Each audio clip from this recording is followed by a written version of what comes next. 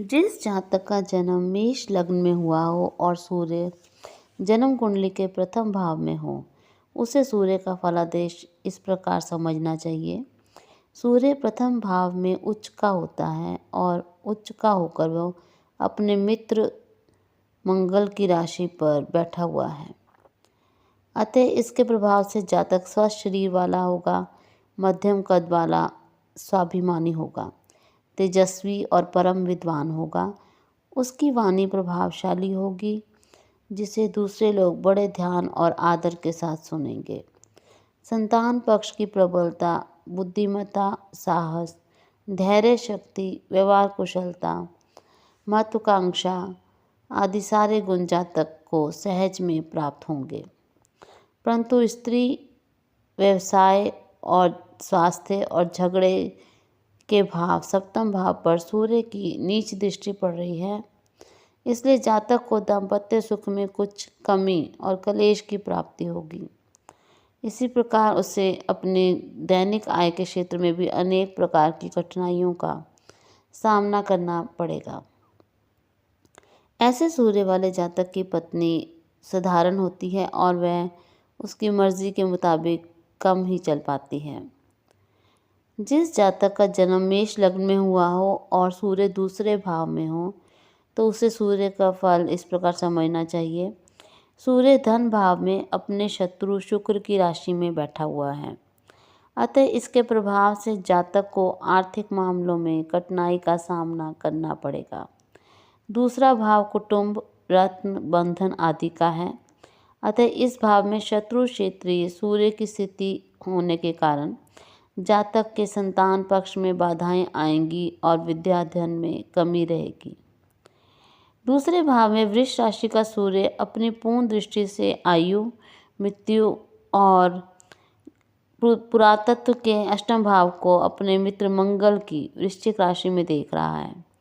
इसलिए जातक दीर्घायु होगा और उसे अपने बुद्धि बल से गड़ा हुआ धन का लाभ भी होगा। ऐसे जातक के ऊपर अपने कुटुंब का प्रभाव भी कुछ न कुछ बना रहेगा। धन कमाने के लिए बुद्धि चल का विशेष प्रयोग करने के बावजूद भी वो धन इकट्ठा नहीं कर पाएगा। जिस जातक का जन्म मेष लग्न में हुआ हो और जन्म कुंडली के तीसरे भाव में सूर्य हो, उसे सूर्य का फलादेश इस प्रकार समझना चाहिए। सूर्य तीसरे भाव में अपने समग्रह बुध की राशि पर बैठा हुआ है। अतः इसके प्रभाव से जातक को विद्या और बुद्धि का बल विशेष रूप से प्राप्त होगा और पराक्रम की वृद्धि होगी। सूर्य सातवीं दृष्टि से भाग्य तथा धर्म भाव को भी देख रहा है, जो उसके मित्र गुरु का है। अतः जातक भाग्यशाली, धर्मात्मा, दानी, तीर्थ यात्रा करने वाला होगा। वह अपनी बुद्धि और पराक्रम के योग्य से भाग्य की वृद्धि करेगा, साथ ही धर्म पालन आदि शुभ कार्यों को भी करता रहेगा। तीसरे भाव पर गर्म स्वभाव वाला ग्रह बैठा हो तो वह अत्यधिक शक्तिशाली हो जाता है। अतः यह सूर्य जातक को अत्यंत प्रभावशाली व्यक्ति बनाएगा और उसकी वाणी में भी तेज आएगा। तीसरा भाव भाई का भी होता है। अतः जातक को अपने भाइयों और संतान से सुख भी प्राप्त होगा। जिस जातक का जन्म मेष लग्न में हुआ है और जन्म कुंडली में चौथे भाव में सूर्य है, उसका फलादेश इस प्रकार है। सूर्य चौथे भाव माता, सुख, संपत्ति, भूमि, ग्रह आदि के भाव में अपने मित्र चंद्र की राशि में बैठा हुआ है। अतः इसके प्रभाव से जातक भूमि, मकान और विविध प्रकार के सुखों का उपभोग करेगा। उसे विद्या का भी विशेष लाभ होगा। सूर्य के प्रभाव से जातक के मस्तिष्क में कुछ तेजी रहेगी, परंतु चंद्र की राशि होने के कारण उस पर शांति का अधिकार बना रहेगा। सूर्य अपनी सातवीं पूर्ण दृष्टि से शत्रु शनि की राशि दशम भाव में देख रहा है। इसलिए जातक को अपने पिता से कुछ वैमनस्य एवं राज्य के संबंधों में कुछ उदासीनता का अनुभव होगा। परंतु सूर्य की ऐसी स्थिति वाला जातक कुल मिलाकर थोड़ा बहुत सम्मान अवश्य प्राप्त करेगा और प्रभावशाली भी बना रहेगा। जिस जातक का जन्म मेष लग्न में हुआ है और सूर्य जो है वो जन्म कुंडली के 5वें भाव में है, उसे सूर्य का फल इस प्रकार समझना चाहिए। सूर्य 5वें विद्या, बुद्धि और संतान के भाव में स्वक्षेत्री होकर बैठा है, अतः इसके प्रभाव से जातक अत्यंत विद्वान, बुद्धिमान, प्रभावशाली और वाणी का धनी होगा और अपने संतान पक्ष से शक्ति प्राप्त करेगा। इस जातक को एक अत्यंत प्रतापी पुत्र की प्राप्ति होगी। पंचम भाव का सूर्य अपनी शत्रु शनि की कुंभ राशि वाले 11वें भाव को 7वीं शत्रु दृष्टि से देख रहा है, अतः जातक की आमदनी के मार्गों में रुकावट पैदा करेगी और उसे धनोपार्जन के लिए विशेष प्रयत्न करना पड़ेगा। ऐसी स्थिति वाला व्यक्ति अपने लाभ के लिए कटु शब्दों का प्रयोग भी करता है, अतः उसके कारण सफलता प्राप्त करता है। वह बुद्धि में अन्य लोगों को अपने सामने तुच्छ समझता है, अतः कुछ लोग उसके परोक्ष आलोचक भी बन जाते हैं। जिस जातक का जन्म मेष लग्न में हुआ हो और जन्म कुंडली के 6ठम भाव में सूर्य की स्थिति हो, उसे सूर्य का फलादेश इस प्रकार समझना चाहिए। छठा जो भाव होता है वो शत्रु, रोग, झगड़े के भाव में अपने समग्र बुध की राशि में बैठा हुआ सूर्य जातक के लिए विद्याध्ययन के समय कठिनाइयाँ उत्पन्न करता है, अतः जातक को विद्याध्ययन में कठिनाइयाँ तो पड़ेंगी, परंतु छठे भाव पर बैठा हुआ उष्ण स्वभाविक ग्रह अत्यंत शक्तिशाली माना गया है, अतः जातक विद्वान भी होगा और बुद्धिमान भी होगा, साथ ही शत्रु पक्ष पर निरंतर विजय भी प्राप्त करता रहेगा। सूर्य अपनी 7वीं दृष्टि से अपने मित्र गुरु की मीन राशि वाले व्यय भाव को देख रहा है, अतः जातक बहुत अधिक खर्च करने वाला होगा और बाहरी संबंधों से लाभ और सफलता भी खूब प्राप्त करेगा। उसे स्वदेश की अपेक्षा बाहरी स्थानों में अधिक सम्मान प्राप्त होगा। इस सूर्य के प्रभाव से संतान पक्ष के प्रति मन में कुछ चिंताएं और परेशानियां अवश्य बनी रहेंगी। जिस जातक का जन्म मेष लग्न में हुआ है और जन्म कुंडली के 7म भाव में सूर्य की स्थिति है, उसका फल इस प्रकार है।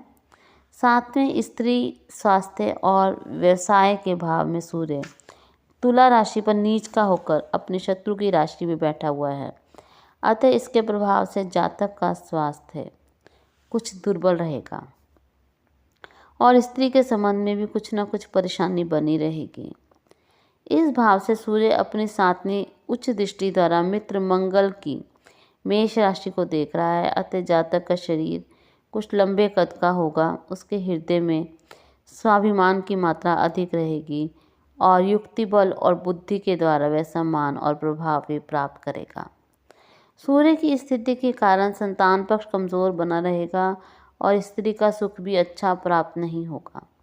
जीवन यापन के मार्ग में निरंतर कठिनाइयाँ आती रहेंगी और विद्या क्षेत्र भी कुछ कमज़ोर बना रहेगा। जिस जातक का जन्म मेष लग्न में हुआ है और सूर्य 8वें भाव में है, उसका फल इस प्रकार है। 8वें मृत्यु, आयु, व्याधि, चिंता और पुरातत्व भाव में अपने मित्र मंगल को वृश्चिक राशि पर बैठा हुआ सूर्य जातक को विद्याधन में कठिनाई और संतान पक्ष की ओर से कष्ट का अनुभव करने वाला माना जाता है। इसके प्रभाव से आयु में वृद्धि होगी और पुरातत्व के संबंध में भी लाभ प्राप्त होगा, परंतु मस्तिष्क में तथा दैनिक जीवन में कुछ न कुछ परेशानियां उठ खड़ी होती रहेंगी। 8वें भाव का सूर्य अपनी 7वीं दृष्टि से धन और कुटुंब के द्वितीय भाव को अपने शत्रु शुक्र की राशि में वृषभ राशि में देख रहा है, अतः इसके प्रभाव स्वरूप धन संग्रह और कुटुंब के निर्वाह के लिए अत्यधिक प्रयत्न करना पड़ेगा। फिर भी कुछ न कुछ असंतोष बना ही रहेगा। और जिस जातक का जन्म मेष लग्न में हुआ हो और सूर्य 9वें भाव में स्थित हो, तो 9वां भाव भाग्य भाव, धर्म और विद्या के भाव, त्रिकोण भाव में सूर्य अपने मित्र गुरु की धनु राशि पर बैठा हुआ है। इसके प्रभाव से जातक को श्रेष्ठ बुद्धि, विद्या और ज्ञान की प्राप्ति होगी। ऐसा जातक धर्मात्मा, धर्मशास्त्रों का ज्ञाता, ईश्वर का भक्त, भाग्यशाली, यशस्वी, न्यायी, दयालु, तीर्थयात्री और दानी भी होगा। भाग्य तथा उन्नति के क्षेत्र में उसे निरंतर सफलताएं मिलती रहेंगी। 9वीं धनु राशि में बैठा सूर्य अपनी 7वीं दृष्टि से तृतीय पराक्रम भाव को अपने समग्रह बुध की मिथुन राशि में देख रहा है। इसलिए जातक पराक्रमी, भाई बहनों और वाला पुरुषार्थी और श्रेष्ठ योग्यता वाला भी होगा। कुल मिलाकर सूर्य की इस स्थिति में को बहुत अच्छा समझना चाहिए। जिस जातक का जन्म मेष लग्न में हुआ है और सूर्य जो है वो 10वें भाव में है, उसका इस प्रकार समझना चाहिए। 10वां जो भाव होता है वो राज्य, पिता, व्यवसाय और मान प्रतिष्ठा वाले केंद्र भाव में अपने शत्रु शनि की मकर राशि में बैठे हुए सूर्य के प्रभाव से जातक को अपने पिता, व्यवसाय, नौकरी और मान प्रतिष्ठा के क्षेत्र में कुछ त्रुटियों का सामना करना पड़ता है। परंतु ऐसा जातक विदेशी भाषा और राजभाषा का अच्छा जानकार होता है। ऐसी ग्रह स्थिति वाला जातक क्रोधी, अहंकारी, असहिष्णु स्वभाव का होता है। मकर राशि का सूर्य अपनी 7वीं दृष्टि से माता सुख तथा भूमि के चौथे भाव को अपने मित्र चंद्र की कर्क राशि में देखता है। अतः जातक को भूमि, मकान और माता का सुख अच्छा प्राप्त होगा और उसे अपने बुद्धि बल द्वारा राजकीय क्षेत्र तथा व्यावसायिक क्षेत्रों में भी सफलता मिलेगी। जिस जातक का जन्म मेष लग्न में हुआ हो और सूर्य एकादश भाव में हो तो उसका फल इस प्रकार है। एकादश भाव लाभ, ऐश्वर्य, संपत्ति और आमदनी के भाव में अपने शत्रु शनि की कुंभ राशि पर बैठे हुए सूर्य के प्रभाव से जातक को अर्थोपार्जन के लिए बहुत ज़्यादा कठिनाई और परिश्रम करनी पड़ेगी। 11वें भाव पर बैठा हुआ गर्म ग्रह अत्यंत शक्तिशाली माना गया है। इस कारण जातक को लाभ और आमदनी तो होगी, परंतु उसे शारीरिक श्रम तथा बुद्धि का उपयोग भी करना पड़ेगा। इस भाव में स्थित सूर्य अपनी 7वीं पूर्ण दृष्टि से विद्या तथा संतान के 5म भाव को अपनी ही राशि में देख रहा है। अतः जातक विद्या, बुद्धि और संतान की विशेष शक्ति प्राप्त करेगा। वह अपने स्वार्थ साधन के लिए कटु वचनों का प्रयोग भी करेगा और उससे लाभ भी उठाएगा।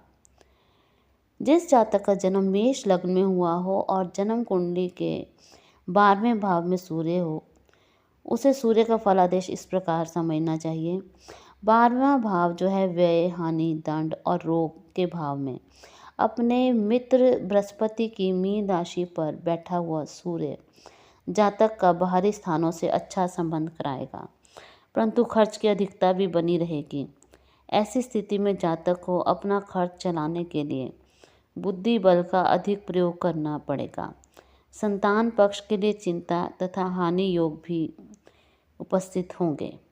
इस भाव में स्थित सूर्य अपना 7वीं दृष्टि से छठे भाव में अपने भाव समग्रह बुध की कन्या राशि में देख रहा है। अतः जातक को शत्रु पक्ष पर विजय और निर्भयता प्राप्त होगी, परंतु उसे मानसिक चिंताओं का शिकार बना रहना पड़ेगा और विद्या लाभ के पक्ष में भी कमजोरी रहेगी। मित्रों, अगर आपको ये जानकारी अच्छी लगी हो तो चैनल को सब्सक्राइब ज़रूर करें और कमेंट में जय श्री राम ज़रूर लिखें। धन्यवाद।